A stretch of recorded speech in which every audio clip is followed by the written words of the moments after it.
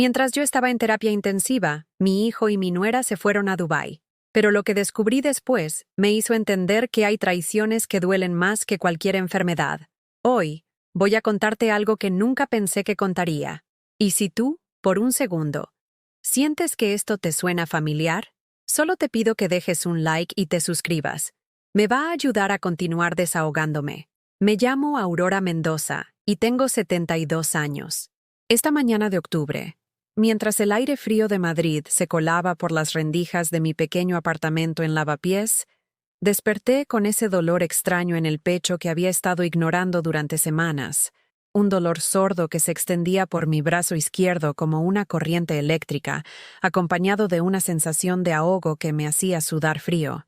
Las paredes de mi dormitorio, pintadas de ese amarillo descolorido que elegí hace 20 años, pensando que me daría alegría, ahora solo reflejaban la soledad que se había vuelto mi compañera más fiel. En la mesita de noche, la foto de mi hijo Diego con su esposa Marina y mi nieto Nicolás me miraba desde un marco dorado que había pulido con tanto cariño que se veía el reflejo de mi cara arrugada en el cristal.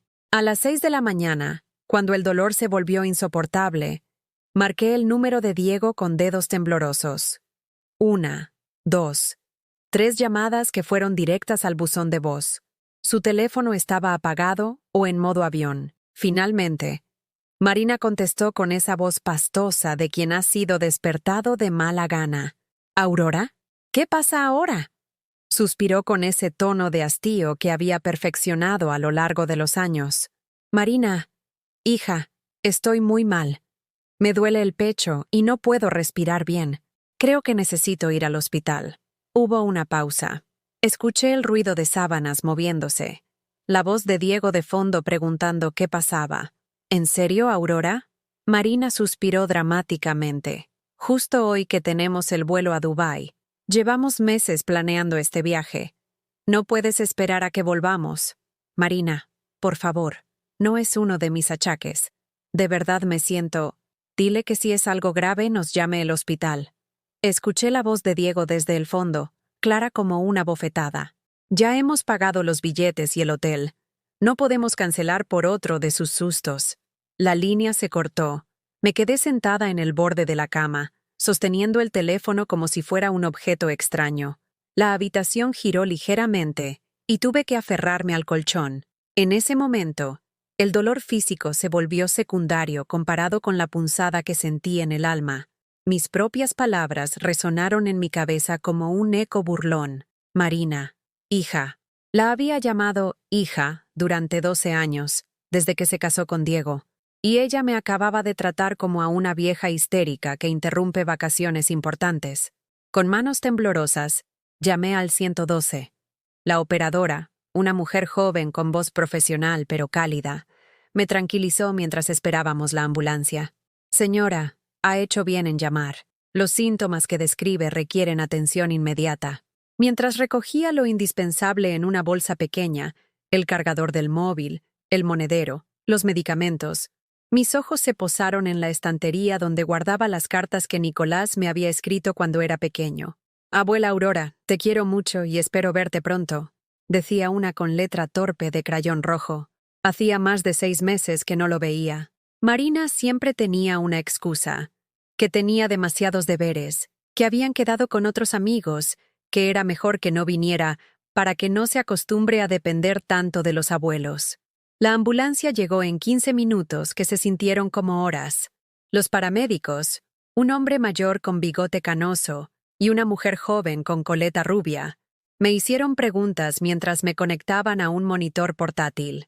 El pitido irregular de mi corazón llenaba el pequeño espacio de la ambulancia como una canción triste. «¿Hay alguien a quien podamos avisar, señora?», preguntó la paramédica mientras revisaba mi tensión. «Mi hijo. Pero está de viaje», murmuré, sintiendo el peso de la vergüenza. En el Hospital Clínico San Carlos, el doctor Herrera, un hombre de unos 40 años con la serenidad de quien ha visto demasiado sufrimiento, me explicó con palabras sencillas que había sufrido un infarto leve, pero que necesitaba estar en observación en la UCI.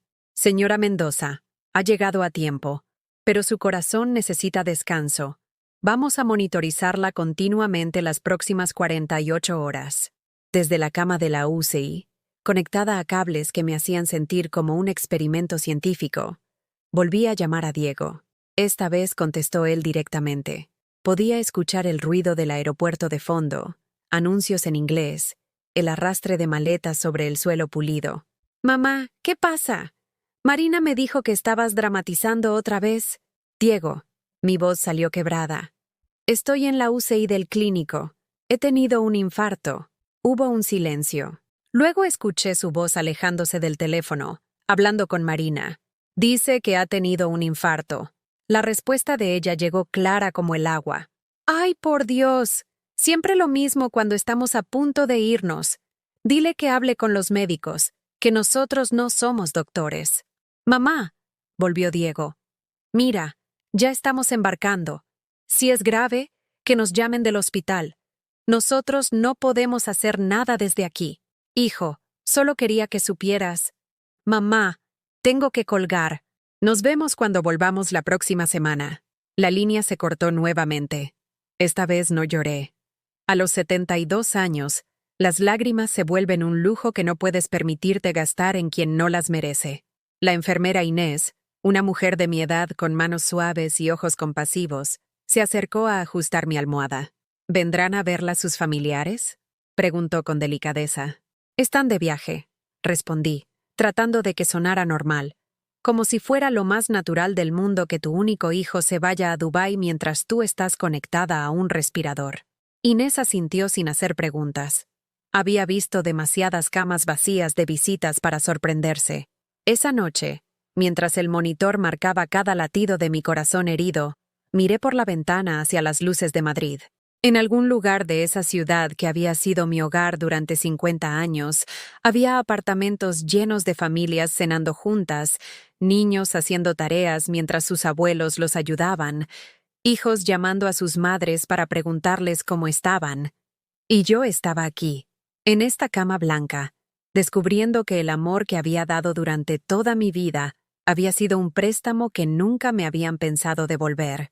El monitor siguió pitando en la oscuridad, cada sonido marcando no solo los latidos de mi corazón, sino el ritmo de una vida que estaba a punto de cambiar para siempre.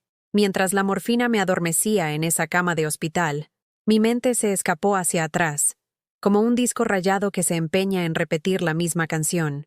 Pero esta vez, cada recuerdo llegaba teñido de una amargura nueva, como cuando descubres que el café que creías dulce llevaba sal desde el principio. Recordé aquella mañana de abril de 1978, cuando Diego tenía apenas 3 años, y yo trabajaba limpiando oficinas en el centro de Madrid. Me levantaba a las 4:30 de la madrugada, dejaba al niño durmiendo en casa de mi vecina Esperanza, y cogía el primer metro hacia Gran Vía. Mis manos, todavía jóvenes pero ya curtidas por el detergente industrial, frotaban suelos de mármol mientras imaginaba que algún día mi hijo pisaría esos mismos suelos como abogado o médico, no como la mujer invisible que los limpiaba. Volvía a casa a las 2 de la tarde. Recogía a Diego de casa de Esperanza, le preparaba la comida y después me sentaba con mi máquina de coser Singer, esa reliquia negra con pedales dorados que había heredado de mi madre, para hacer arreglos que me pagaban a 50 pesetas la pieza. Dobladillos, cremalleras, botones. Trabajaba hasta que se me cerraban los ojos, siempre con Diego jugando a mis pies con sus cochecitos de plástico. «Mamá, cuando sea mayor voy a comprarte una casa muy grande», me decía con esa solemnidad que tienen los niños cuando hacen promesas que creen eternas. «Y yo voy a vivir en ella contigo para siempre», le respondía, besándole la coronilla que olía a champú de manzanilla. Nunca salía, ni al cine, ni a tomar cañas con amigas, ni siquiera a dar paseos por el Retiro los domingos. Todo mi dinero, cada peseta que ganaba con las manos agrietadas y la espalda dolorida, iba destinado a Diego. Libros, ropa, excursiones del colegio, clases de inglés en una academia cara porque el inglés es el futuro, mamá. Yo asentía y pagaba, aunque eso significara que durante meses mi cena fuera pan con aceite y azúcar. Cuando Diego cumplió 18 años y entró en la Universidad Complutense a estudiar Administración de Empresas, Hipotequé mi pequeño apartamento para pagarle la carrera. Es una inversión, mamá, me decía cuando yo le entregaba el sobre con el dinero de la mensualidad. Cuando termine y tenga un buen trabajo, te lo devolveré todo con intereses. Durante 5 años mantuve esa hipoteca trabajando como asistenta en casas particulares. Recuerdo especialmente la casa de la señora Blanchard, en el barrio de Salamanca, donde limpiaba cada martes y jueves. Era una mujer elegante, viuda de un diplomático, que tenía la costumbre de dejar libros abiertos en lugares estratégicos para demostrar su cultura. Me trataba con una cortesía fría, como si fuera un electrodoméstico necesario pero invisible. Aurora, me decía sin levantar la vista de su revista, hoy no hace falta que limpie la biblioteca. Mi nieta viene con sus amigos de la universidad y no quiero que se sientan incómodos. Yo asentía y me iba a fregar baños durante 3 horas extras sin cobrar más, porque necesitaba ese trabajo, porque mi Diego estudiaba entre esos libros universitarios que yo nunca pude tocar. Un día, cuando ya estaba en 4º curso, Diego llegó a casa con una chica, alta, rubia, con esa elegancia natural que solo da el dinero desde la cuna. Marina Vázquez Mendoza, de familia bien de las Rozas, estudiaba psicología en la Universidad Europea. Llevaba un abrigo de lana que costaba más que mi sueldo de 3 meses. «Mamá, esta es Marina, mi novia», anunció Diego con una sonrisa que no había visto desde que era niño. Marina me tendió una mano suave como seda. Me sonrió con esos dientes perfectos que solo da una ortodoncia privada, y me dijo, «Encantada, señora Aurora. Diego me ha hablado tanto de usted», pero sus ojos me recorrieron de arriba a abajo, evaluando mi bata floreada, mis zapatillas gastadas, el sofá de segunda mano que había comprado en Wallapop. En esos pocos segundos, vi cómo catalogaba mi vida entera como insuficiente. Desde ese día, las visitas de Diego se espaciaron. Primero venía una vez por semana, luego cada 15 días, después una vez al mes. Siempre tenía excusas: estudios, exámenes, quedadas con Marina y sus amigos. «Mamá, ya no soy un niño, tengo que hacer mi vida». Cuando se graduó, conseguí trabajo extra para pagarle el traje de la ceremonia, un traje gris marengo del Corte Inglés que costó 400 euros. Diego se lo probó frente al espejo de mi habitación y se vio guapo, exitoso, diferente. Marina aplaudió. «Ahora sí pareces un ejecutivo de verdad», le dijo, y después se dirigió a mí. «Señora Aurora, tiene usted que estar muy orgullosa. Por fin Diego puede empezar su vida real, como si los 22 años anteriores hubieran sido un ensayo, un tiempo muerto hasta llegar al momento importante, como si yo hubiera sido solo la antesala de su verdadera existencia». 3 meses después de la graduación, Diego encontró trabajo en una consultoría internacional. Su primer sueldo fue más alto que todo lo que yo había ganado en un año. Llegó a casa con una botella de champán, la primera vez que entraba alcohol en mi apartamento, y me dijo, «Mamá, por fin puedo devolverte todo lo que has hecho por mí». Esperé durante meses a que esa devolución llegara de alguna forma. No necesariamente dinero, aunque la hipoteca seguía ahí, royendo mis noches como una rata constante. Esperaba tiempo, llamadas, que me preguntara cómo estaba, que me invitara a cenar en algún restaurante de esos que él frecuentaba ahora con Marina. En lugar de eso, las llamadas se volvieron más cortas y espaciadas. «Hola, mamá. ¿Cómo estás?» «Bien, bien. Yo también. Marina te manda saludos. Tengo que colgar, que entramos a una reunión». Cuando cumplí 60 años, Diego y Marina ya vivían juntos en un piso de alquiler en Chueca, que costaba más que mi sueldo entero. Mi cumpleaños cayó en viernes. Esperé toda la mañana, toda la tarde.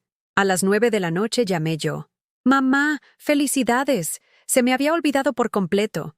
Hemos estado todo el día con las mudanzas de Marina, que se trae sus cosas de casa de sus padres. ¿Te parece si lo celebramos el próximo fin de semana?»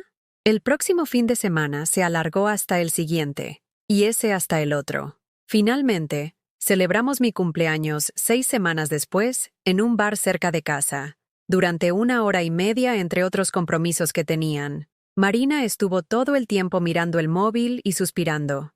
1 año después se casaron. La boda fue en una finca en las afueras de Madrid, entre viñedos y olivos, con 200 invitados.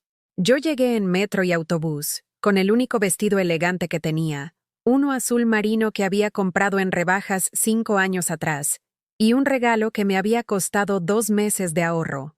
Una vajilla de porcelana que Marina había puesto en su lista de bodas de El Corte Inglés. Durante la ceremonia, me senté en tercera fila. La primera era para los padres de Marina, empresarios del textil con casa en La Moraleja y apartamento en Marbella. La segunda para los hermanos y primos.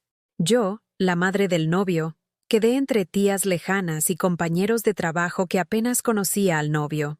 En el cóctel, Marina me presentó a sus amigas como Aurora, la madre de Diego, que es adorable. Adorable.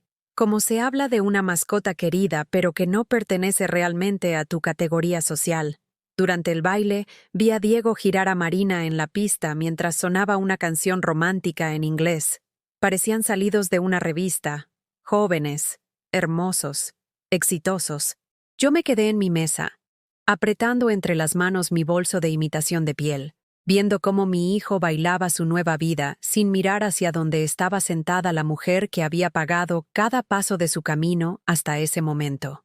Esa noche, en el autobús de vuelta a casa, mientras Madrid desfilaba por la ventanilla oscura, entendí que había criado a un extraño, que todo ese amor incondicional, todos esos sacrificios, toda esa vida dedicada a hacer de él un hombre mejor, habían construido a alguien que ahora me veía como un capítulo cerrado de su historia personal.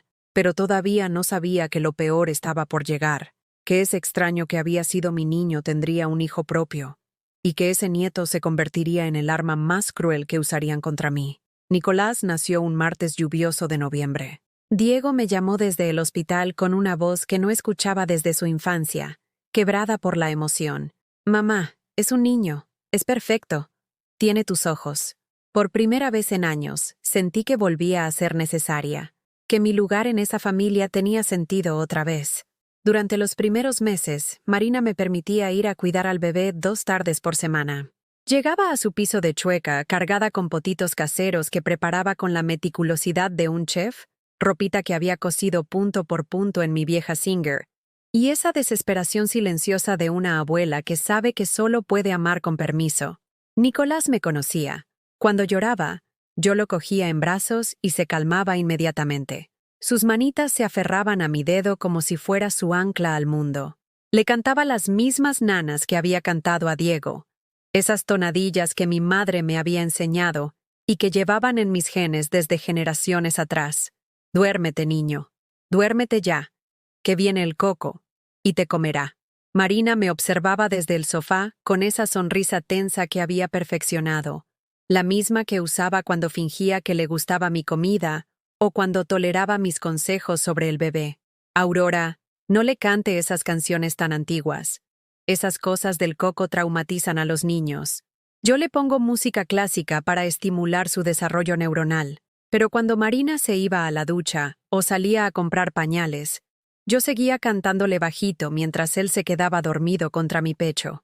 Secretos entre abuela y nieto, que sabían a rebeldía dulce. Cuando Nicolás cumplió 2 años y empezó a hablar, sus primeras palabras después de papá y mamá fueron yaya. No abuela, sino yaya, como me había salido natural a él. Diego se rió. Marina frunció el ceño. «Nicolás, di abuela Aurora. Yaya, suena muy ordinario». Pero el niño me siguió llamando yaya, y cada vez que lo decía, su vocecita rasposa me llenaba el pecho de una calidez que hacía meses que no sentía. Fue entonces cuando empezaron las restricciones disfrazadas de preocupación pedagógica. «Aurora, hemos estado leyendo sobre la importancia de no confundir al niño con demasiadas figuras de autoridad. Los psicólogos recomiendan que, hasta los 5 años, mantenga rutinas muy estables». Marina dejaba caer estas frases con la naturalidad de quien lee el parte meteorológico, mientras yo sostenía a Nicolás en brazos y sentía cómo se me encogía el estómago. «Pero si yo no soy una figura de autoridad», respondía. «Solo soy su abuela. Solo quiero verlo crecer». «Claro, por supuesto. Pero entiende que Diego y yo tenemos que establecer límites claros. El niño no puede pensar que puede hacer cosas contigo que no puede hacer con nosotros. ¿Qué cosas? Cantarle nanas, darle galletas caseras, leerle cuentos con voces diferentes para cada personaje, dejarlo que se durmiera en mis brazos viendo dibujos animados. Las visitas se redujeron a una vez por semana, luego cada 15 días, siempre supervisadas y con horarios estrictos. De 5 a 7, Aurora, porque después es la hora de la cena y no queremos alterar sus rutinas. 2 horas. 120 minutos cada 2 semanas para amar al único nieto que tendría, para ver cómo crecían sus piernas y cómo se le formaban hoyuelos cuando sonreía, para escuchar sus pequeños descubrimientos sobre el mundo. Un día, cuando Nicolás tenía 3 años, llegué con un rompecabezas que había comprado con mis ahorros. Era de madera, pintado a mano, con los animales de la granja. Le brillaron los ojos cuando lo vio. ¡Yaya! ¡Mira! ¡Hay una vaca! Marina se acercó. Cogió la caja y la examinó como si fuera una bomba. Aurora, estos juguetes de madera pueden tener astillas. ¿Y la pintura? ¿Está certificada que no es tóxica? Hoy en día hay que tener mucho cuidado con lo que le damos a los niños. Se llevó el rompecabezas a la cocina. Nicolás me miró con esa confusión que tienen los niños cuando el mundo de los adultos no tiene lógica. ¿Dónde está mi vaca, Yaya? Ya te la dará mamá después. Mentí, sabiendo que ese rompecabezas acabaría en la basura antes de que yo saliera del apartamento. Pero la gota que colmó el vaso llegó el día de su 4º cumpleaños. Yo había estado preparando durante semanas una tarta de chocolate, su favorita, con esas figuritas de azúcar que había aprendido a hacer viendo videos de YouTube. Me levanté a las 6 de la mañana para que estuviera perfecta, decorada con 4 velas de colores y su nombre escrito en letras de caramelo. Llegué a la fiesta con mi Tupperware de plástico, entre las bolsas elegantes de los otros invitados, padres del colegio privado de Nicolás, con sus regalos envueltos en papel caro y lazos de seda. Marina abrió la puerta ya vestida para la ocasión, con un vestido que costaba más que mi sueldo de un mes. «Aurora, qué bien que hayas venido».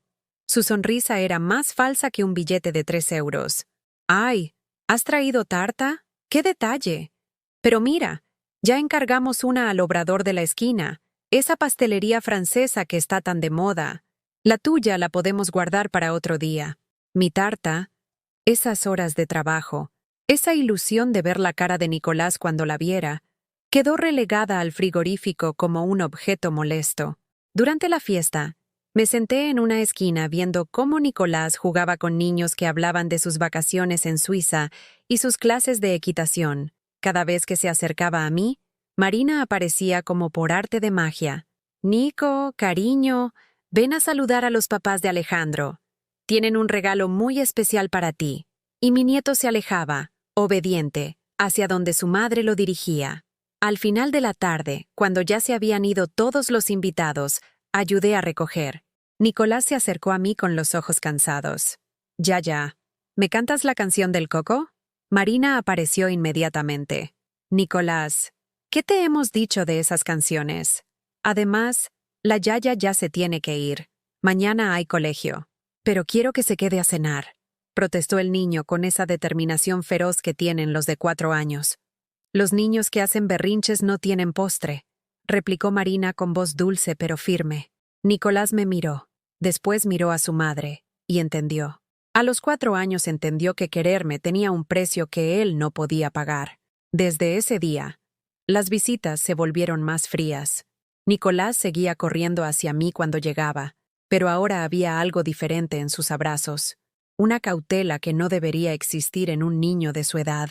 Había aprendido que demostrar cariño hacia la Yaya traía consecuencias. El golpe final llegó cuando cumplió 5 años. Esta vez ni siquiera me invitaron a la fiesta. Me enteré por las fotos que Diego subió a Instagram. Nicolás soplando las velas de una tarta profesional, rodeado de niños elegantes y padres sonrientes. En ninguna de las 20 fotos aparecía un solo rastro de que ese niño tuviera una abuela. Llamé a Diego esa noche cuando supuse que Nicolás ya estaría dormido. «Hijo, he visto las fotos. No sabía que era el cumpleaños de Nicolás. Ay, mamá, se nos olvidó avisarte. Ha sido todo muy rápido. entre el trabajo y organizar la fiesta. Diego, es tu hijo, es mi nieto. No puede ser que me entere por Instagram. Hubo una pausa. Después, su voz sonó diferente, más dura. Mamá, Marina y yo hemos estado hablando. Creemos que Nicolás está en una etapa muy importante de su desarrollo social. Necesita relacionarse con niños de su edad, hacer actividades estimulantes. No puede depender tanto de las costumbres de antes. Las costumbres de antes. Mi amor se había convertido en una costumbre obsoleta. ¿Qué quieres decir? Que tal vez sea mejor que las visitas sean menos frecuentes. Una vez al mes, en ocasiones especiales. Así Nicolás no se hace demasiadas expectativas y puede centrarse en su desarrollo. Colgué el teléfono sin decir adiós.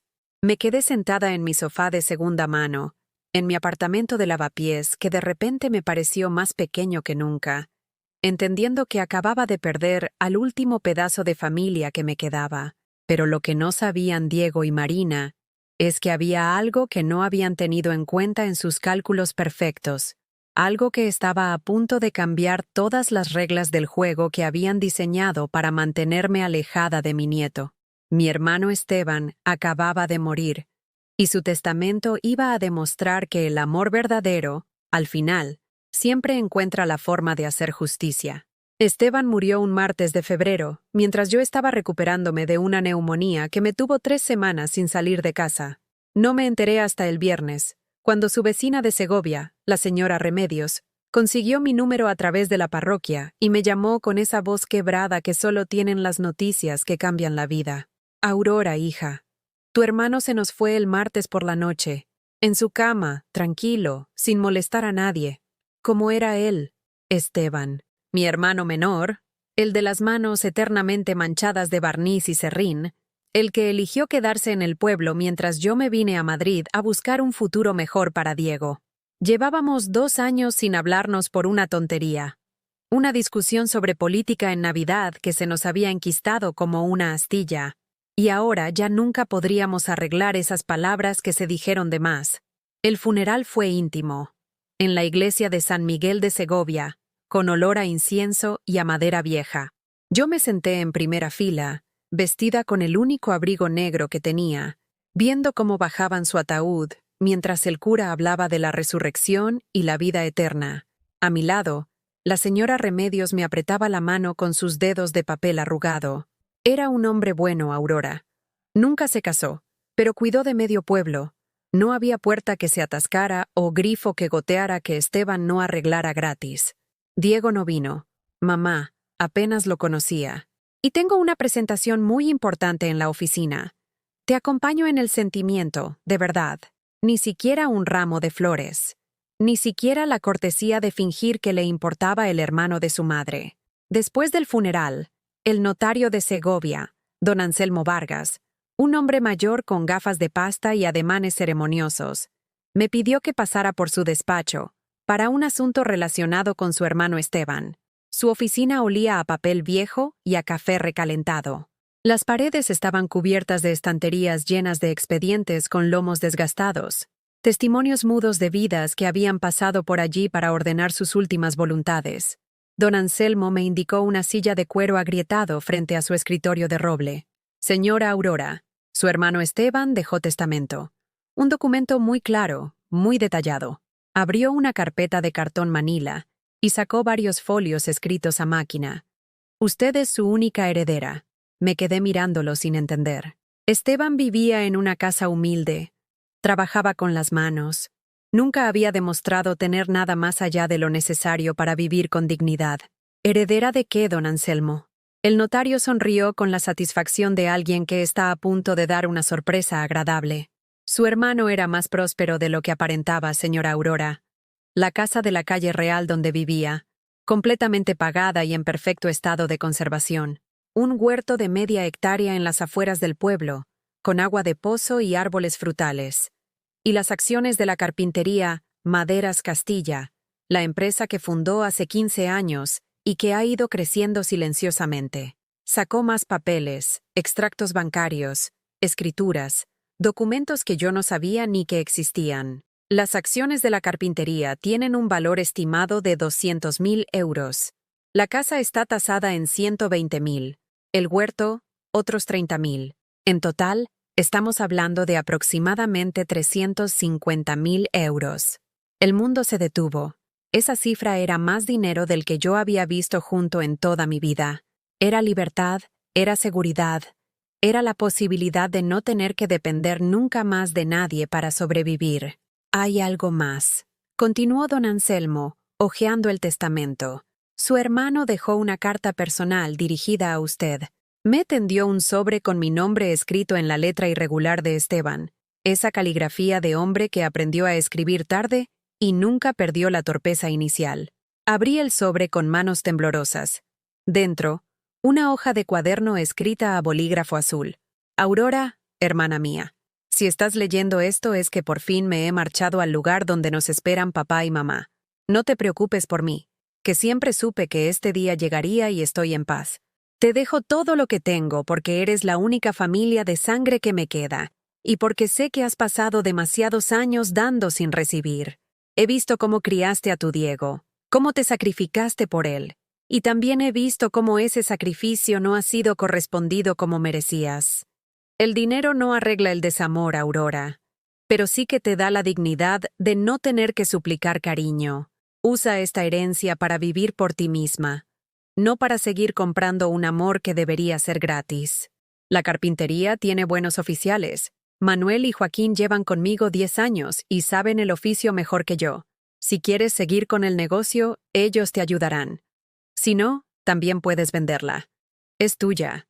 Espero que esta carta no te llegue con amargura, sino con la alegría de saber que tu hermano te quiso hasta el final, y que por fin podrás decir no sin miedo a quedarte sola. Un abrazo de tu hermano que nunca dejó de estar orgulloso de ti, Esteban. Lloré en esa oficina como no había llorado desde la muerte de mis padres. Lloré por Esteban, por los años perdidos en esa discusión absurda, por todo el tiempo que no supimos estar juntos como hermanos que se quieren. Pero también lloré de alivio, de una liberación que no sabía que necesitaba hasta que la tuve entre las manos. Don Anselmo me ofreció un pañuelo de tela planchado y esperó pacientemente a que me recompusiera. Hay un detalle procesal importante, señora Aurora. Su hijo Diego ha impugnado el testamento. Las palabras me golpearon como una bofetada. ¿Cómo que lo ha impugnado? Presentó un recurso alegando que su hermano no estaba en plenas facultades mentales cuando hizo el testamento, y que usted podría estar ejerciendo influencia indebida sobre una persona mayor. El juzgado de primera instancia ha admitido la demanda. Diego, mi hijo, el mismo al que había dedicado cada minuto de mi vida, cada euro de mis sueldos miserables, cada gota de sudor de mis trabajos humillantes, había decidido arrebatarme la única herencia que había recibido en 72 años de vida. Cuando presentó la demanda, don Anselmo consultó sus papeles. Hace 3 semanas, mientras usted estaba enferma con neumonía. 3 semanas. Diego había sabido de la muerte de Esteban, se había enterado del testamento, había consultado abogados, había preparado toda una estrategia legal, y no me había dicho ni una palabra. Mientras yo tosía en mi cama, sola, creyendo que mi hijo estaba demasiado ocupado para llamar a preguntar cómo estaba, él estaba ocupado conspirando para quitarme lo único bueno que me había pasado en años. ¿Qué posibilidades hay de que gane la impugnación? Francamente, muy pocas. Su hermano hizo el testamento ante mí hace apenas 6 meses. Estaba perfectamente lúcido, y no hay ninguna prueba de coerción por su parte. Además, tengo grabaciones de audio de las reuniones donde confirmó varias veces que esta era su voluntad libre e irrevocable. Entonces, ¿por qué Diego? Don Anselmo me miró con la comprensión cansada de alguien que ha visto demasiadas familias destruirse por el dinero, porque sabe que usted no tiene recursos para defenderse de un pleito largo. Esperan que por agotamiento o por miedo a los costes legales, renuncie voluntariamente a la herencia. En ese momento entendí algo que me partió el alma. Mi propio hijo me conocía tan bien que había calculado exactamente cómo destruirme. Sabía que yo nunca había tenido dinero para abogados, que me asustaban los juzgados y los papeles oficiales, que toda mi vida había preferido ceder antes que pelear. Pero lo que Diego no sabía es que había algo en mí que había cambiado desde aquella llamada desde la UCI, desde aquella tarde en que me enteré por Instagram del cumpleaños de mi nieto. Algo se había roto para siempre, y ya no me quedaba nada que perder. Don Anselmo, le dije, secándome las últimas lágrimas, quiero defenderme. Quiero que mi hermano Esteban descanse en paz sabiendo que su última voluntad se cumplió. El notario sonrió. En ese caso, señora Aurora, permítame recomendarle al mejor abogado litigante de la provincia. Se llama Miguel Saavedra, es especialista en derecho sucesorio, y tiene una peculiaridad: odia profundamente a los hijos que demandan a sus padres. Por primera vez en meses, yo también sonreí. La guerra estaba declarada, pero esta vez no iba a pelearla sola y desarmada. Esta vez tenía algo más poderoso que el dinero. Tenía la certeza moral de quien sabe que está defendiendo no solo una herencia, sino la dignidad de toda una vida de sacrificios no correspondidos. Diego iba a descubrir que su madre había aprendido por fin a decir no, y que algunas batallas, cuando son justas, se pueden ganar incluso desde una cama de hospital. Miguel Saavedra resultó ser un hombre de unos 50 años, calvo, con barriga de buen comer, y ojos de halcón detrás de unas gafas sin montura. Su despacho en el centro de Segovia estaba lleno de libros de leyes y fotografías de casos ganados.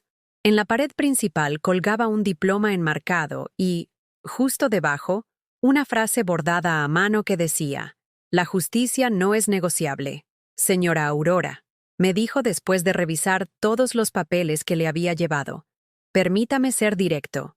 Su hijo y su nuera son dos buitres que han calculado mal sus posibilidades. Este caso lo vamos a ganar con los ojos cerrados.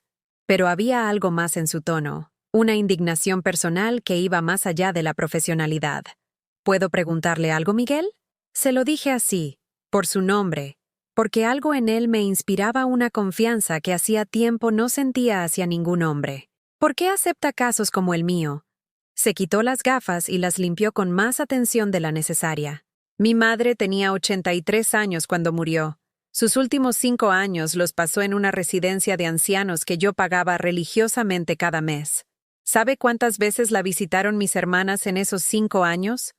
4. 4 veces en 5 años. Pero cuando murió, ahí estaban las dos, preguntando por el testamento antes de que enfriara el cuerpo.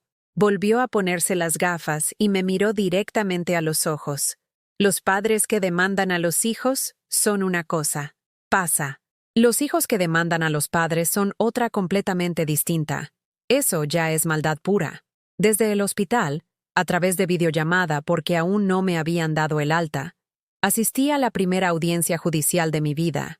Ver a Diego sentado en el banquillo de los demandantes, vestido con su mejor traje y esa expresión de suficiencia que conocía tan bien, me produjo una sensación extraña, mezcla de dolor y liberación. Marina estaba a su lado, con un vestido negro que supongo que pensó que la haría parecer enlutada y compungida. Llevaba el pelo recogido en un moño bajo y gafas de sol que se quitó teatralmente cuando entró el juez, como si la luz le molestara por el dolor de la pérdida del tío político, al que nunca había dirigido más de 10 palabras. El abogado que habían contratado era un hombre joven, de esos que hablan mucho y dicen poco, de traje caro y zapatos más caros todavía. Se llamaba Rodríguez Mantilla, un apellido compuesto que ya decía todo lo que había que saber sobre él. Señoría, comenzó su alegato con esa grandilocuencia que debe de enseñarse en las universidades privadas. Estamos ante un caso claro de manipulación de una persona mayor vulnerable por parte de una familiar que se ha aprovechado de la soledad y el deterioro cognitivo del finado. Manipulación. Deterioro cognitivo. Como si Esteban hubiera sido un viejo chocho al que yo había embaucado con caramelos y cariñitos para robarle la herencia. Miguel se levantó sin prisas. No gritó, no gesticuló, no se puso teatral. Simplemente habló. Señoría, tengo aquí las grabaciones de audio de las 3 reuniones que don Esteban Mendoza mantuvo con el notario don Anselmo Vargas durante la redacción de su testamento. En ninguna de ellas aparece la señora Aurora. Don Esteban acudió solo, por voluntad propia, y expresó con total claridad sus motivaciones. Puso el reproductor sobre la mesa. La voz de mi hermano llenó la sala, clara, firme, sin el menor rastro de confusión o manipulación. Don Anselmo, quiero que todo vaya para mi hermana Aurora. Esa mujer se ha matado trabajando toda la vida para sacar a su hijo adelante, y ahora que ya es un señor hecho y derecho, la tienen arrinconada como a un mueble viejo. Ella no me ha pedido nada, ni siquiera sabe que vengo a hacer esto. Pero yo sé lo que es justo. El silencio en la sala fue sepulcral. Desde la pantalla de mi tablet, vi cómo Diego se hundía ligeramente en su asiento. Marina se quitó las gafas de sol y las volvió a poner, como si no supiera qué hacer con las manos. Pero la grabación continuó. Mi hermana y yo tuvimos nuestras diferencias. Don Anselmo, no se lo voy a negar. Pero cuando pienso en quién se merece lo que yo he conseguido trabajando, no lo dudo ni un segundo. Aurora se pasó 20 años cosiendo hasta las tantas para que su hijo pudiera ir bien vestido al colegio. Se levantaba a las 5 de la mañana para limpiar oficinas y volvía a casa a seguir trabajando. Todo por ese crío. Y ahora resulta que el crío se avergüenza de ella. Rodríguez Mantilla intentó una objeción, pero el juez lo calló con un gesto. La voz de Esteban siguió. No quiero que nadie venga después con cuentos de que yo no estaba bien de la cabeza. Tengo 70 años, don Anselmo. No 90. Sé perfectamente lo que hago y por qué lo hago. Mi hermana se merece vivir sus últimos años sin tener que pedir limosna emocional a quien debería cuidarla por amor. Miguel paró la grabación. El juez, un hombre de mediana edad con aspecto de haber visto de todo, se dirigió directamente a la cámara donde yo aparecía desde mi cama del hospital. Señora Aurora, ¿confirma usted que no tuvo conocimiento de la decisión testamentaria de su hermano hasta después de su fallecimiento? Sí, señoría. No sabía nada. Esteban y yo llevábamos 2 años sin hablarnos por una tontería. ¿Y ratifica que es su deseo conservar la herencia tal y como su hermano la dispuso? Por primera vez en mi vida, sin dudar, sin pedir perdón, sin intentar ser complaciente, dije, sí, señoría. Mi hermano sabía lo que hacía, y yo acepto su voluntad. El juez dictó sentencia en el acto. Se rechaza la impugnación del testamento por falta absoluta de fundamento. Se confirma la validez íntegra del mismo. Se imponen las costas procesales a la parte demandante. Diego y Marina tuvieron que pagar no solo a su abogado, sino también los gastos de Miguel. Justicia poética. Cuando colgué la videollamada, me quedé mirando la pantalla negra de la tablet durante largo rato. Por primera vez en 72 años, había ganado una batalla. No había cedido. No había buscado la paz a cualquier precio. No había sacrificado mi bienestar por mantener contentos a otros. Y el mundo no se había acabado. Inés, mi enfermera de confianza, se acercó a la cama. ¿Cómo se encuentra, Aurora? Rara, le dije, como si hubiera descubierto que tengo músculos que nunca había usado. Ella se rió. Esos músculos se llaman autoestima. Van cogiendo fuerza con el ejercicio. 2 días después me dieron el alta. Miguel vino a buscarme al hospital con su coche.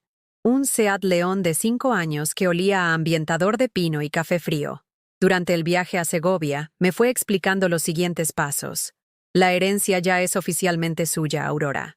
Los papeles del banco, de la casa, de la carpintería, todo está en tramitación para el cambio de titularidad. En un mes será usted propietaria legal de todo. Propietaria. Esa palabra sonaba extraña en mi vida. Siempre había sido inquilina, empleada, dependiente, accesoria, nunca propietaria de nada más valioso que algunos muebles de segunda mano. «Hay algo más», continuó Miguel. «Los chicos de la carpintería, Manuel y Joaquín, quieren conocerla. Están nerviosos. No saben si usted querrá seguir con el negocio o si lo va a cerrar. ¿Tú qué opinas?» Opino que Esteban no era tonto. Si esos hombres llevan 10 años con él, algo bueno tendrán. Y opino que usted necesita un proyecto nuevo, algo que la haga sentir útil de una manera diferente. Llegamos a Segovia cuando el sol empezaba a ponerse detrás de las murallas medievales. La ciudad tenía ese aire dorado de final de tarde que hace que hasta los problemas parezcan más pequeños. Miguel me acompañó hasta la casa de la calle Real, una construcción de piedra de 2 plantas con ventanas de madera pintadas de azul.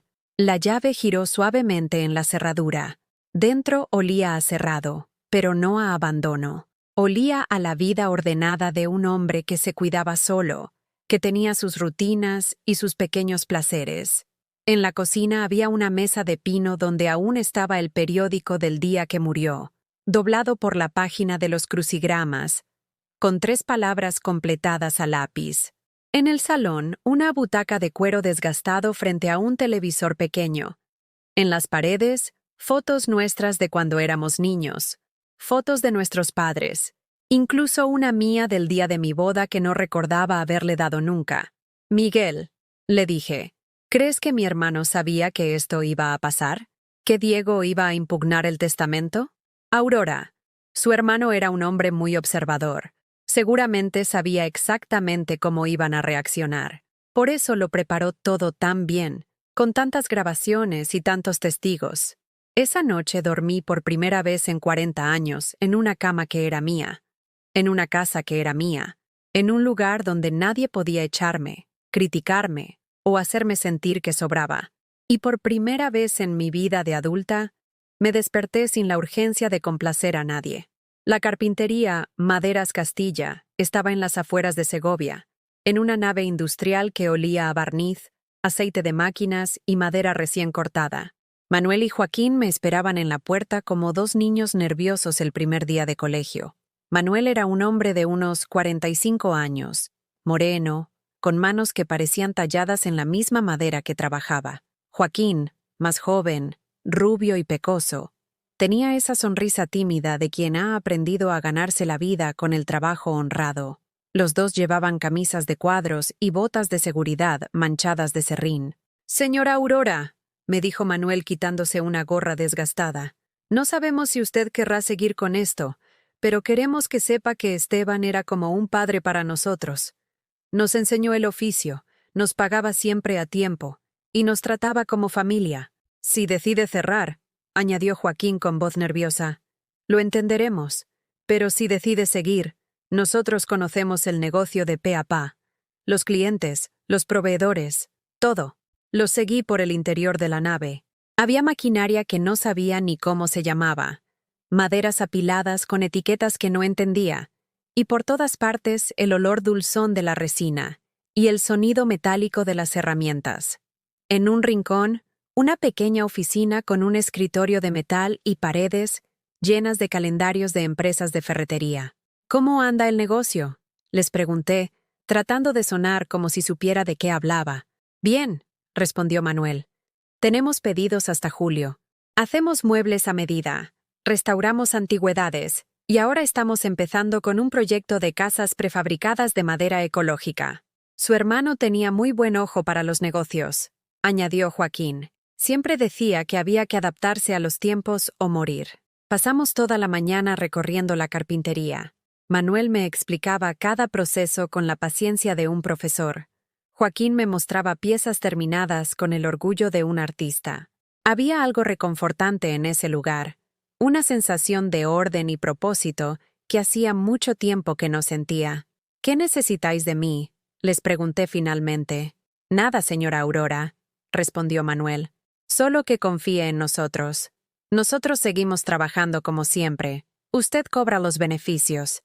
Y si tiene alguna duda o quiere cambiar algo, nos lo dice». Por primera vez en mi vida, alguien me estaba pidiendo que no hiciera nada más que existir y recibir, sin sacrificios, sin demostrar que me lo merecía, sin pagar peajes emocionales. «Trato hecho», les dije.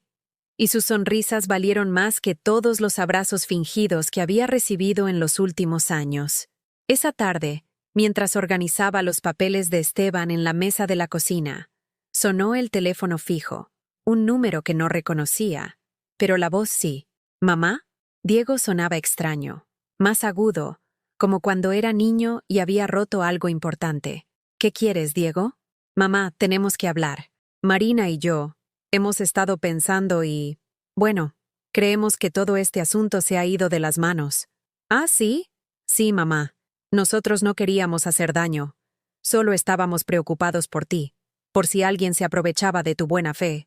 La mentira sonaba ensayada, como un guión mal aprendido. «Diego, me demandasteis. Contratasteis un abogado para quitarme la herencia de mi hermano. Eso no es preocupación. Eso es codicia. Mamá, por favor. Eres nuestra familia. Nosotros te queremos. Siempre te hemos querido. Ha sido un malentendido horrible. ¿Un malentendido? Llevabais meses planeándolo. Presentasteis la demanda mientras yo estaba enferma con neumonía. Hubo una pausa. Después, la voz de Marina de fondo. Dile lo de Nicolás. Mamá, continuó Diego. Nicolás te echa mucho de menos. Pregunta por ti constantemente. ¿No te gustaría verle? Ahí estaba. El último cartucho. El arma más cruel de todas. Claro que me gustaría ver a mi nieto, Diego. Me habría gustado estos últimos meses que me habéis tenido apartada de él. Podríamos arreglar eso, mamá. Nicolás podría venir a verte cuando quisieras. Pero para eso tenemos que estar bien entre nosotros. El chantaje estaba servido con toda claridad. Acceso al nieto a cambio de... ¿De qué exactamente? ¿Qué queréis, Diego? Bueno, mamá. Ahora que tienes esa herencia tan grande, pensábamos que podrías ayudarnos un poco. Sabes que el piso de Chueca se nos ha quedado pequeño. Nicolás necesita su habitación, y Marina está pensando en tener otro hijo. ¿Cuánto? ¿Perdón? ¿Qué cuánto dinero queréis a cambio de dejarme ver a mi nieto? Mamá, no es eso. Es que, bueno, si nos ayudaras con la entrada de un piso más grande, digamos 100.000 euros, podríamos empezar de cero. Como una familia de verdad. 100.000 euros. Casi un tercio de mi herencia. A cambio de recuperar el derecho de abrazar al nieto que había ayudado a criar hasta que decidieron apartarme de su vida. Y si no os doy ese dinero, ¿qué pasa con Nicolás? Otra pausa. Marina susurraba algo al fondo.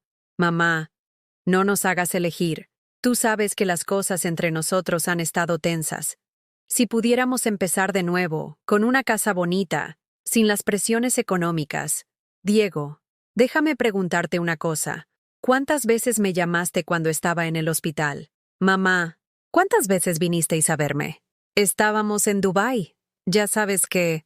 Estuve 3 días en la UCI, 3 días conectada a máquinas, pensando que igual no salía de allí. Y vosotros estabais subiendo fotos al Instagram de vuestras vacaciones de lujo. Eso no es justo, mamá. Nosotros no sabíamos que fuera tan grave. ¿Sabéis lo que no es justo, Diego? Que ahora que tengo algo de dinero de repente soy importante para vosotros. Que mi nieto se haya convertido en vuestro rehén emocional. Y colgué el teléfono. Las manos me temblaban, pero no de miedo. Era una vibración nueva, una energía que no reconocía. Era ira pura, destilada, sin mezclar con la culpa que había sido mi compañera durante décadas. 2 días después apareció Marina en la puerta de la casa. Sola. Llevaba un vestido negro discreto y una sonrisa que había practicado frente al espejo. Aurora, ¿podemos hablar? La dejé pasar, le ofrecí café que rechazó, y nos sentamos en el salón de Esteban. Ella miraba la casa con esos ojos calculadores que conocía tan bien, evaluando, tasando, imaginando posibilidades. Esta casa es preciosa, dijo. Se podría modernizar un poco, pero tiene mucho potencial. ¿Has venido a hablar de decoración, Marina? Se puso seria. Adoptó esa expresión de mujer sensible y comprensiva que usaba cuando quería conseguir algo. Aurora, sé que las cosas entre nosotras no han sido fáciles. Yo reconozco que igual he sido demasiado protectora con Nicolás. Pero es que soy madre primeriza, ¿sabes? Una se vuelve paranoica. ¿Paranoica de qué? De que al niño le pasen cosas, de que cojan malas costumbres, de que se confundan con demasiadas figuras de autoridad diferentes. Las mismas palabras de siempre, envueltas en papel de regalo. Marina, Nicolás es mi nieto. Soy su abuela, no una desconocida peligrosa. Lo sé. Por eso estoy aquí. Quiero que las cosas cambien, pero necesito que tú también pongas de tu parte. ¿Qué parte tengo que poner? Se inclinó hacia adelante. Adoptó esa postura íntima de las confidencias importantes. Aurora, Diego y yo estamos pasando un momento muy complicado económicamente. El piso de Chueca nos está ahogando. Los gastos de Nicolás son cada vez mayores. Y con la inflación, necesitamos un empujón para salir adelante. Eso ya me lo dijo Diego por teléfono. ¿Tú sabes lo que es vivir con la presión constante de no llegar a fin de mes? Lo que es tener que decirle a tu hijo que no puede hacer actividades extraescolares porque no hay dinero? Casi me río. Me estaba preguntando a mí, que había vivido 40 años con esa presión, si sabía lo que era no llegar a fin de mes. Marina, ¿cuánto gana Diego? Bueno, tiene un buen sueldo, pero en Madrid la vida es muy cara. ¿Cuánto? Se removió en el asiento, incómoda. Unos 3.000 euros al mes. De 3.000 euros. Más de lo que yo había ganado en toda mi vida trabajando. Y me estaba pidiendo lástima. ¿Y tú? ¿Trabajas?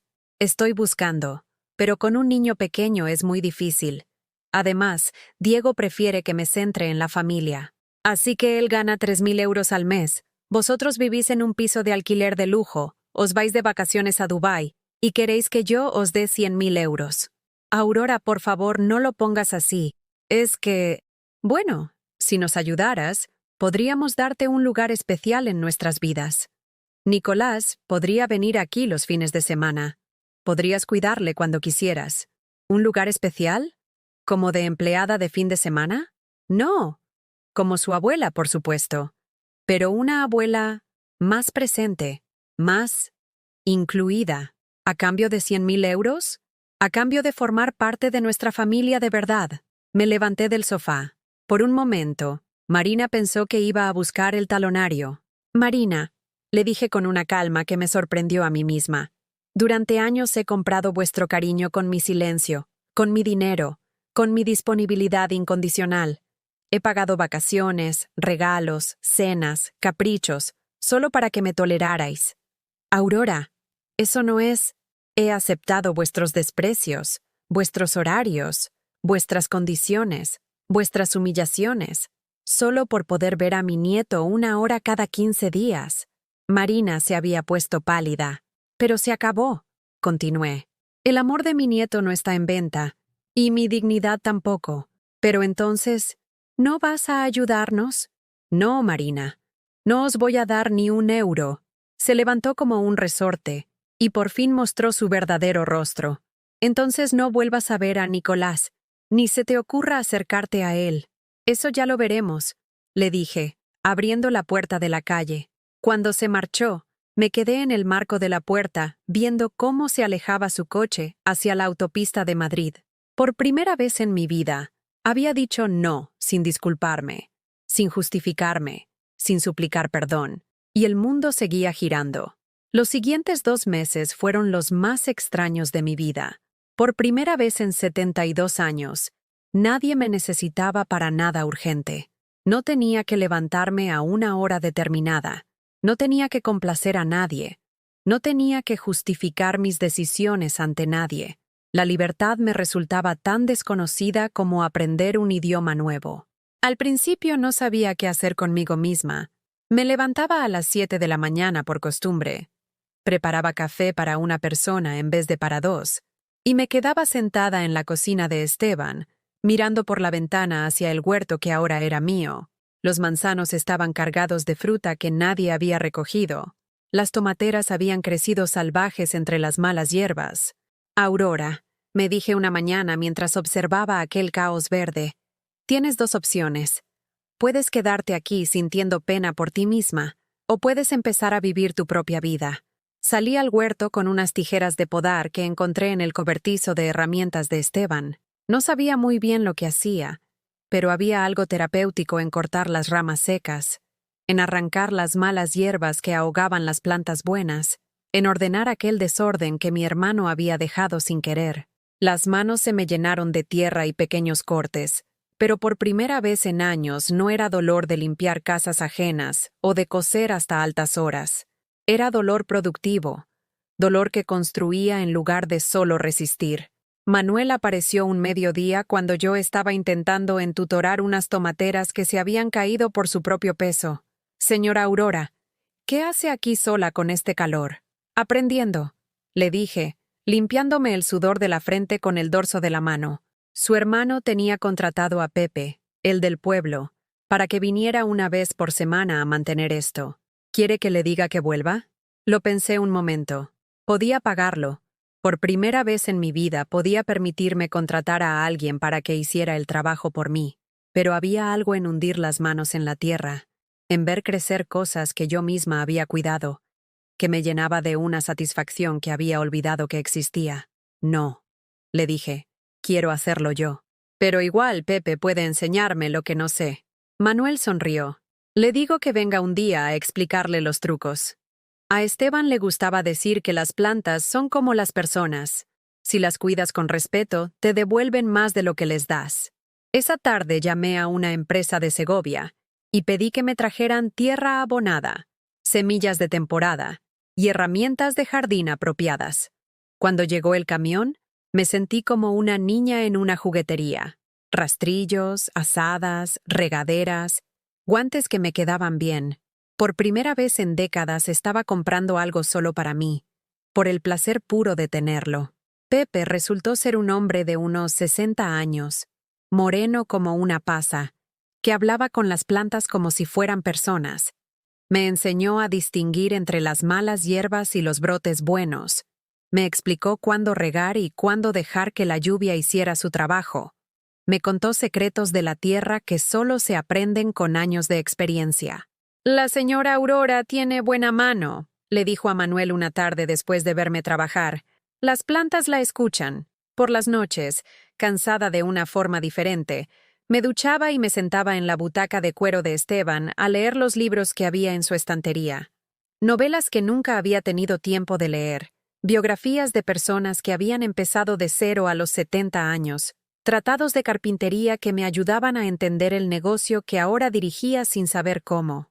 Un día, hojeando uno de los libros de cuentas de la carpintería, me topé con una carta dirigida a mí que había quedado como marcapáginas entre las facturas de marzo. «Aurora, si estás leyendo esto es que por fin has decidido curiosear en mis asuntos». Comenzaba con esa letra irregular que ya conocía. «Tengo otra confesión que hacerte. Durante todos estos años que estuvimos enfadados, Manuel me informaba de cómo estabas. Me contaba cuando Diego no te llamaba en meses, cuando trabajabas enferma porque no podías permitirte faltar, cuando te veía comprando en el día con cupones de descuento para llegar a fin de mes». Se me encogió el estómago. Manuel me había estado vigilando todos estos años por orden de Esteban. No se lo reproches a Manuel. Yo le pedí que lo hiciera porque necesitaba saber que estabas bien, aunque mi orgullo no me dejara llamarte para preguntártelo directamente. Y lo que veía me partía el alma. Mi hermana, que se había sacrificado toda la vida por ese crío, viviendo como una pensionista pobre mientras él se iba de vacaciones a sitios exóticos. Las lágrimas empezaron a caer sobre el papel, manchando la tinta azul. Por eso hice este testamento, Aurora. No solo para darte dinero, sino para darte la oportunidad de decir no por primera vez en tu vida, para que pudieras elegir a quién quieres en tu mesa, sin tener que invitar a quienes te desprecian por miedo a quedarte sola. La carta terminaba con una postdata que me hizo reír y llorar a la vez. «Pede, en el armario de mi habitación, detrás de las camisas, hay una caja de zapatos. Ábrela cuando te sientas preparada para una sorpresa más». Subí las escaleras casi corriendo. En el dormitorio de Esteban, que hasta entonces había evitado tocar por respeto, encontré el armario lleno de ropa que olía a lavanda y a esa colonia barata que usaba desde joven. Detrás de las camisas colgadas, efectivamente, había una caja de zapatos atada con un lazo rojo. Dentro había fotos mías que no recordaba haber posado, sacadas desde lejos durante todos estos años. Yo saliendo del metro camino al trabajo. Yo comprando en el mercado de Lavapiés. Yo sentada en un banco del parque leyendo un libro un domingo por la tarde. Y junto a cada foto, una fecha y una nota en letra de Esteban. 15 de marzo 2019. Aurora vuelve de trabajar. Parece cansada pero no vencida. 23 de diciembre 2020. Aurora en el mercado de Navidad. Compra regalos que seguramente no le van a valorar. 8 de junio 2021. Aurora leyendo en el parque. Igual deberíamos reconciliarnos antes de que sea demasiado tarde. Al fondo de la caja había un sobre con mi nombre. Dentro, otro mensaje. Aurora, perdóname por haberte vigilado sin permiso, pero necesitaba saber que mi hermana seguía siendo la mujer fuerte que admiré toda la vida. En estas fotos veo a alguien que nunca se rindió, que siguió adelante aunque estuviera sola, que mantuvo la dignidad aunque nadie se la reconociera. Estoy orgulloso de ti. Siempre lo estuve. Lloré hasta quedarme sin lágrimas. Lloré por los años perdidos, por las conversaciones que nunca tuvimos, por el hermano que me había cuidado desde lejos sin que yo lo supiera. Pero también lloré de gratitud, porque Esteban me había devuelto algo que creía perdido para siempre, la certeza de que alguien me había visto, me había valorado. Había creído que yo valía la pena. Esa noche cené en el huerto, bajo las estrellas, con una botella de vino tinto de Ribera del Duero que encontré en la despensa de Esteban. Brindé en silencio por mi hermano, por los tomates que empezaban a madurar, por los manzanos que habían dado la cosecha más abundante en años. Y por primera vez desde que tenía memoria, brindé por mí misma, por Aurora Mendoza, de 72 años, propietaria de una carpintería próspera, dueña de una casa con huerto, mujer libre de decidir a quién quería en su vida y a quién no. 3 días después, cuando estaba podando los rosales que habían crecido salvajes junto a la puerta trasera, apareció una figura pequeña corriendo por el sendero que llevaba al huerto. Yaya, Nicolás, mi nieto, con 8 años recién cumplidos, corriendo hacia mí como si los últimos meses de distancia forzada no hubieran existido. Detrás de él, a cierta distancia, una mujer que no conocía. ¡Nicolás! Lo abracé con tanta fuerza que pensé que lo iba a romper. Olía a champú de niño y a esa mezcla de sudor y aventura que tienen los críos cuando han estado corriendo. Yaya, te he echado mucho de menos. Mamá me dijo que estabas enferma y que por eso no podía verte. La mujer se acercó. Era rubia, de unos 30 años, con cara amable y ropa práctica. Usted debe ser Aurora. Soy Elena, la nueva profesora particular de Nicolás. Diego y Marina me han pedido que lo trajera a conocer Segovia para un proyecto del colegio sobre ciudades históricas. Me quedé mirándola sin entender. ¿Diego y Marina saben que está aquí? Elena me devolvió una mirada que lo decía todo. Señora Aurora, a veces los adultos cometen errores. Y a veces otros adultos tenemos que corregir esos errores. Nicolás tiró de mi mano. Ya. ¿Me enseñas tu casa nueva? Elena me ha dicho que tienes un huerto y que cultivas tomates. Pasamos toda la tarde juntos. Le enseñé a distinguir los tomates maduros de los verdes. Le expliqué por qué las abejas son importantes para las plantas. Le dejé que me ayudara a regar usando una regadera pequeña que había comprado pensando en él, sin saber si algún día la usaríamos juntos. Cuando llegó la hora de irse, Elena me dio una tarjeta con su teléfono. Los sábados por la tarde suelo traer a Nicolás a hacer actividades educativas. Segovia tiene mucha historia que enseñar. Esa noche, acostada en mi cama que ya empezaba a sentir como mía, entendí que la vida me estaba devolviendo lo que había perdido, pero de una forma diferente. No dependía de los caprichos de Diego y Marina para ver a mi nieto. Había encontrado una aliada, alguien que entendía que el amor entre abuelos y nietos es un derecho, no un privilegio que se puede comprar o vender. Por primera vez en meses, me dormí sonriendo. 6 meses después de mudarme a Segovia, recibí una llamada que no esperaba. Era Diego, pero su voz sonaba diferente. No tenía esa prepotencia calculada de siempre, sino algo que tardé en reconocer. Humildad auténtica. Mamá, ¿podemos hablar? Habla, le dije, sin comprometerme a nada más. Hemos estado pensando, Marina y yo, sobre todo lo que pasó. Y creo que nos equivocamos mucho contigo. Esperé. Ya había aprendido que los silencios a veces dicen más que las palabras. Nicolás nos ha contado lo de tu casa, lo del huerto. Dice que le has enseñado a plantar tomates y que sabes cuándo van a llover solo mirando las nubes. Una sonrisa pequeña se me escapó. Efectivamente, Pepe me había enseñado a leer el cielo como quien lee un periódico. Mamá, él habla de ti todos los días. Dice que quiere vivir contigo en Segovia, que quiere aprender a hacer muebles como el abuelo Esteban. ¿Y tú qué le dices? Que su Yaya es una mujer muy sabia y que tiene suerte de tenerte.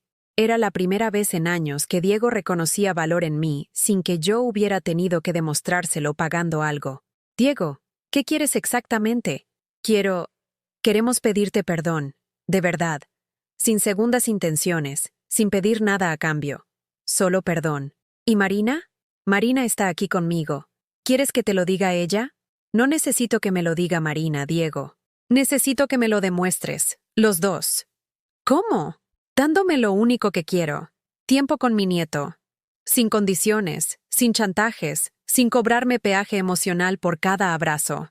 Eso está hecho, mamá. Pero yo ya no era la Aurora de antes, la que se conformaba con promesas bonitas. Diego, voy a ser muy clara. Nicolás puede venir aquí cuando él quiera y cuando yo pueda recibirle. No cuando a vosotros os convenga usarlo como moneda de cambio. Si necesita algo, me llamáis. Si quiere pasar un fin de semana aquí, me lo decís. Si quiere que vaya a Madrid a ver una función del colegio, me avisáis. Sí, mamá, por supuesto. Y otra cosa más. No voy a financiar vuestro piso nuevo, ni vuestras vacaciones, ni vuestros caprichos. Mi dinero es para mi seguridad y para el futuro de Nicolás, si algún día lo necesita de verdad. Hubo una pausa larga. Lo entendemos, mamá. No queremos tu dinero. Solo queremos recuperar a nuestra familia. Colgué el teléfono con una sensación extraña. No era triunfo, no era venganza satisfecha. Era algo más parecido a la paz. Como cuando terminas de limpiar una habitación que llevaba meses desordenada. El primer fin de semana que Nicolás vino a quedarse conmigo oficialmente, llegó con una mochila llena de ropa y una caja de cartón misteriosa. ¿Qué traes ahí, campeón? Es una sorpresa para ti, Yaya. La he hecho yo solo.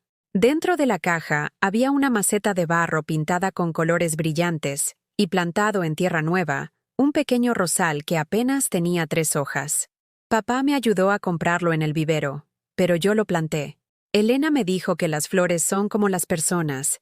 Necesitan raíces fuertes para crecer bonitas. Elena. Esa mujer había resultado ser más que una profesora particular. Se había convertido en una especie de embajadora de la cordura, en una situación que había estado enferma durante demasiado tiempo. Es el rosal más bonito que he visto nunca. Le dije, y era verdad.